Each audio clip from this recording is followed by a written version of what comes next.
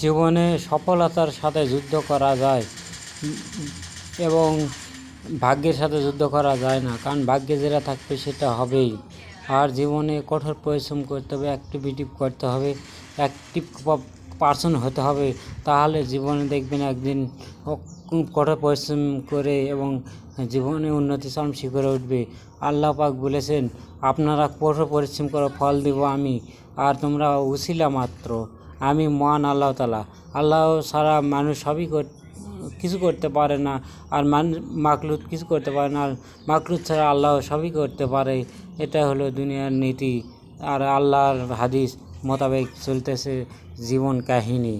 আর যখন তুমি পরিশ্রম করবে না, বসে থাকবে, তখন তোমার খালি বেফল হয়ে যাবে সব কিছু, এবং শয়তানি বুদ্ধি তোমার ভিতরে খাটবে, কোনো ভালো বুদ্ধি আসবে না।